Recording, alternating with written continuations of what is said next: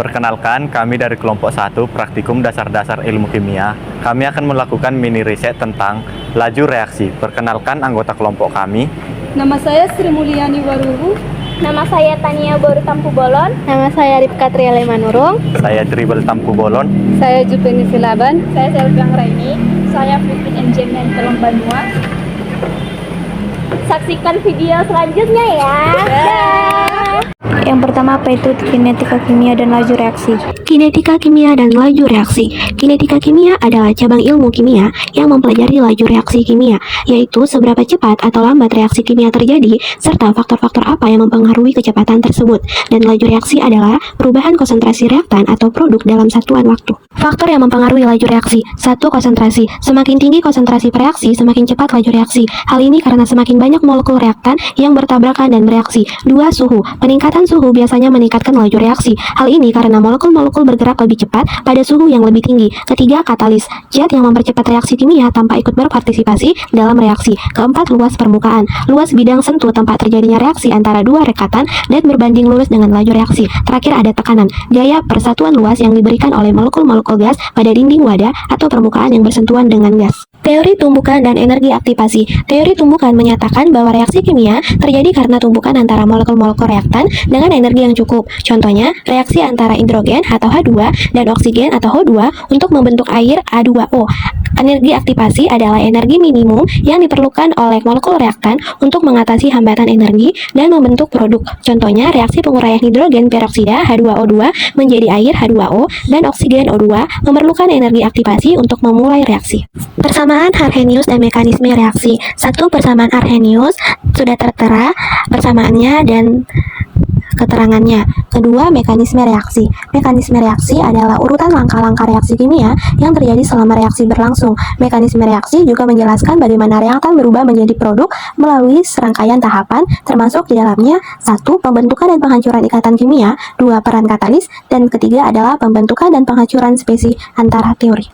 Berikut adalah alat dan bahan yang digunakan. Alat yang digunakan adalah tabung reaksi, rak tabung, Erlenmeyer ukuran 100 ml, gelas ukur ukuran 25 dan 100 ml, stopwatch dari HP, gelas piala ukuran 100, 250 dan 500 ml, termometer ukuran 1 Celcius, pipet tetes, mancis, spiritus, kaki 3, spatula, corong kaca, dan tabur ukur plastik.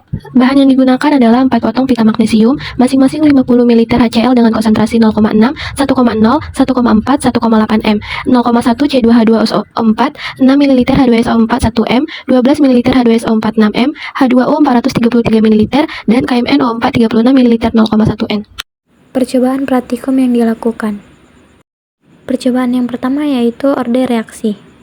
Mengukur larutan NaOH dengan konsentrasi 0,6 molar sebanyak 100 ml, 2 cm potongan pita magnesium dan dimasukkan ke dalam Erlenmeyer.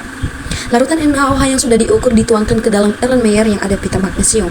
Ini dilakukan sebanyak 4 kali dengan percobaan yang sama, namun konsentrasi larutan NaOH yang berbeda. Menunggu proses larutnya pita magnesium sambil menghitung waktu dengan menggunakan stopwatch. Yang kedua, mengukur larutan NaOH dengan konsentrasi 1 molar sebanyak 50 ml. Dan dituangkan ke dalam Erlenmeyer yang ada pita magnesium 2 cm. Menunggu pita magnesium larut ke dalam larutan NaOH, sesekali Erlenmeyer digoyangkan untuk mempercepat pita magnesium larut. Yang ketiga, konsentrasi 1,4 molar sebanyak 50 ml.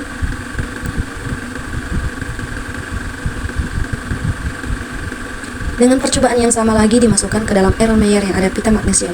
Yang terakhir, konsentrasi 1,8 molar dan dimasukkan ke dalam Erlenmeyer.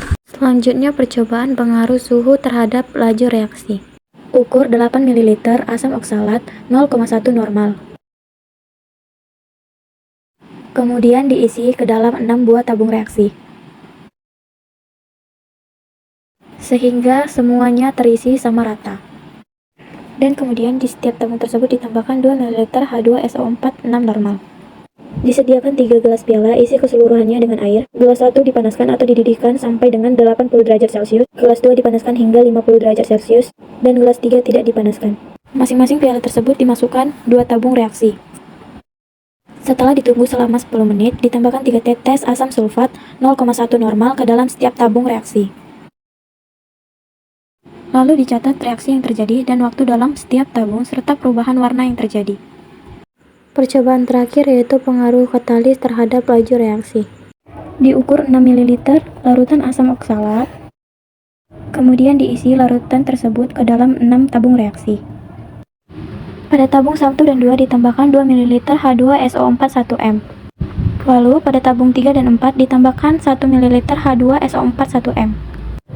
Pada tabung 5 dan 6 ditambahkan 4 ml H2O. Kemudian ditambahkan 3 tetes KMNO4 pada masing-masing tabung reaksi tersebut. Yang terakhir diperhatikan perubahan warna tersebut dan dicatat waktu menggunakan stopwatch.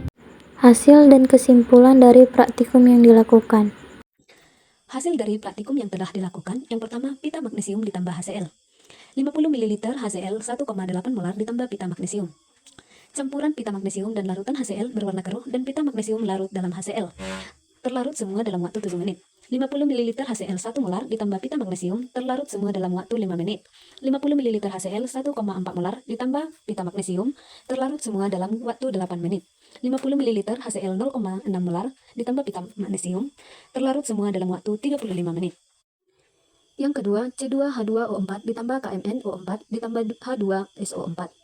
Air mendidih 8 ml asam oksalat ditambah 2 ml asam sulfat. Campuran asam oksalat dan asam sulfat berwarna ungu. Setelah campuran asam oksalat dan asam sulfat dipanaskan dalam air mendidih, larutannya berubah menjadi coklat dan setelah ditambahkan larutan KMNO4, larutannya bening kembali dalam waktu 1 menit. Air 50 derajat Celcius, 8 ml asam oksalat ditambah 2 ml asam sulfat ditambah 3 tetes KMNO4. Campuran asam oksalat dan asam sulfat dipanaskan dalam air 50 derajat Celcius. Larutannya berubah menjadi ungu. Setelah ditambahkan KMNO4, larutannya bening kembali dalam waktu 2 menit 45 detik. Air yang tidak dipanaskan, 8 ml asam oksalat, ditambah 2 ml asam sulfat, ditambah 3 tetes KMNO4. Campuran asam oksalat dan asam sulfat berada dalam air yang tidak dipanaskan. Larutannya berubah menjadi warna ungu setelah ditambahkan KMNO4, larutannya bening dalam waktu 3-4 menit. Yang ketiga, C2H2O4, H2SO4, H2O, KMNO4. 2 ml H2SO4 ditambah 6 ml asam oksalat ditambah 3 tetes KMNO4. Asam oksalat dan asam sulfat dicampur, tidak ada perubahan warna, berubah menjadi ungu dan menjadi merah muda setelah didiamkan 2 menit 45 detik. Kemudian menjadi kuning dan berubah warna lagi menjadi semula, yaitu bening. 1 ml H2SO4 ditambah 6 ml asam oksalat ditambah 3 tetes KMNO4. Setelah ditetesi KMNO4, berubah warna menjadi ungu, berubah warna menjadi merah muda setelah 3 menit 15 detik. Berubah warna menjadi kuning dan setelah didiamkan berubah kembali seperti semula, yaitu bening. 4 ml H2O ditambah 6 ml asam oksalat ditambah 3 tetes KMNO4.